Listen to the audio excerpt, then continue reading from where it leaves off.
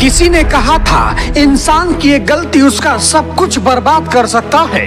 किसी इंसान का एक फैसला बड़ा फायदा या नुकसान करा सकता है। और राजनीति में तो हर कदम फूंक फूंक कर रखा जाता है। कब कौन कहां से सवाल खड़ा कर दे कुछ कहा नहीं जा सकता। एक फैसले से कितने नेता प्रधानमंत्री बन गए और कितने सिर्फ ख्वाब देख रहे हैं। देश में लोकसभा चुनाव चल रहे हैं। 5वें व 7वें चरण का मतदान बाकी है और नेताओं की जंग इसी पर है। पूर्वांचल से पक्ष विपक्ष का जिस तरह से बयान और वीडियो सामने आ रहा है, नेताओं का तो नहीं पता लेकिन मतदाताओं को सोचने पर मजबूर कर रहा है। सपा प्रमुख की रैली में सपा समर्थकों का उत्पात किसी को सोचने पर मजबूर कर देगा। आखिर रैली में तोड़फोड़ क्या संदेश दे रहा है? क्या कभी एक दूसरे पर गिद्ध की तरह हमला करने वाले नेता आज इंडिया गठबंधन के नाम से एक दूसरे का समर्थन करते नजर आ रहे हैं, सत्ता को चुनौती दे रहे हैं? कभी पानी पी पी कर एक दूसरे को गरियाने वाले नेताजी आज इंडिया के नाम पर इंडिया को बचाने निकले हैं। देश की राजनीति पर बात करें उससे पहले पूर्वांचल की बात कर लेते हैं। पूर्वांचल की राजनीति में लोकसभा 78 की चर्चा ज्यादा है। कारण ममता दीदी लोकसभा 78 फतह की तैयारी में है। बंगाल की ममता दीदी व टीएमसी बंगाल के अलावा कहीं और नजर नहीं आती, लेकिन उत्तर प्रदेश में अखिलेश भैया के भरोसे अब उत्तर प्रदेश के भदोही लोकसभा 78 से श्री गणेश करना चाहते हैं और भदोही जीतना चाहते हैं। राष्ट्रीय पार्टी कांग्रेस से 2 बार लोकसभा चुनाव हारने वाले ललितेश पति त्रिपाठी को टीएमसी ने गठबंधन के नाम पर मैदान में उतार दिया है।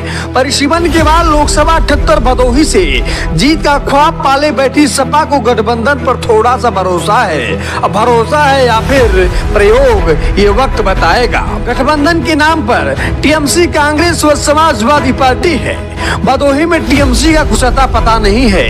कांग्रेस खुद वेंटिलेटर पर है। सपा अकेले कितना बोझ उठाएगी ये भी अपने आप में एक सवाल है। इसी में आजमगढ़, लालगंज व भदोही की जनसभा में सपा कार्यकर्ताओं का उत्पात किसी भी सामान्य मतदाता को सोचने पर विवश कर रहा है। प्रधानमंत्री मोदी ने मंच से कहा सपा के गुंडे यूपी को बर्बाद कर दिए हैं। सपा शासन काल में एक जिला एक माफिया था। अब विजय मिश्रा, अतीक अहमद, मुख्तार अंसारी, हरिशंकर तिवारी और डॉक्टर सिंह को भला कौन भूल सकता है? फिर किसके शासन काल में फले फूले और अपने क्षेत्र में आतंक मचाए? अपने आप में यक्ष प्रश्न है। भदोही लोकसभा में ललितेश पति त्रिपाठी पर सपा ने ब्राह्मण कार्ड खेला, लेकिन बात पीडीए सरकार की जा रही है। बाकी उत्तर प्रदेश के सवर्णों के साथ अन्याय समाजवादी पार्टी क्यों कर रही है? भदोही में एक पोस्ट चर्चा का विषय बना हुआ है। एक यादव ने ब्राह्मण समाज को लक्ष्य बनाकर पोस्ट किया, जिससे ब्राह्मणों का अपमान किया जा रहा है। ललितेश पति त्रिपाठी को इन बड़बोले लोगों की वजह से भारी नुकसान उठाना पड़ सकता है। ललितेश पति त्रिपाठी गांव-गांव हर व्यक्ति तक चुनाव चिन्ह पहुंचाने में सफल हुए हैं या नहीं, ये तो 4 जून को परिणाम बताएंगे। टीएमसी पार्टी से ललितेश पति त्रिपाठी भदोही लोकसभा 78 से चुनाव लड़ रहे हैं। यूपी में टीएमसी सिंबल बिल्कुल नया सिंबल है। ललितेश को बीजेपी से जीतना आसान नहीं लगता। बीजेपी राष्ट्रीय चुनाव को राष्ट्रीय मुद्दों पर लड़ती है, क्षेत्रीय चुनाव को क्षेत्रीय मुद्दों पर लड़ती है, जबकि विपक्ष के पास मुद्दा व एजेंडा वही रहता है, मोदी हटाओ, मोदी हटाओ।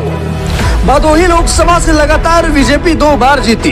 बीजेपी के पास राष्ट्रीय सुरक्षा, अंतर्राष्ट्रीय भारत के मजबूत संबंध, राम मंदिर आंदोलन व निर्माण, काशी आंदोलन, मथुरा आंदोलन की बात, गुंडा मुक्त व शांति प्रदेश बनाने का संकल्प, 2047 तक भारत को विकसित राष्ट्र बनाने का संकल्प, भारत को तीसरी सबसे बड़ी अर्थव्यवस्था बनाने का संकल्प भारतीय जनता पार्टी को मजबूत करता है और विपक्ष का सिरदर्द बढ़ाता है।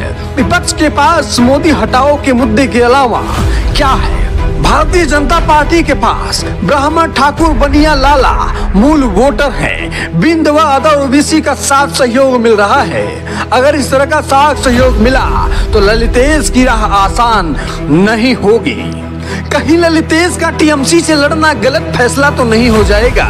जिस ब्राह्मणों के दम पर ललितेश सास लगाए बैठे हैं, राष्ट्रवाद धर्म पर वोटिंग हुई तो ब्राह्मण ललितेश को धोखा देगा और भदोही में तीसरी बार बीजेपी हैट्रिक लगा सकती है और जिसका फायदा विनोद बिंदु को होगा। बाकी लोकसभा 78 पर आपकी क्या राय है बताइएगा। News desk, the real Hindustan.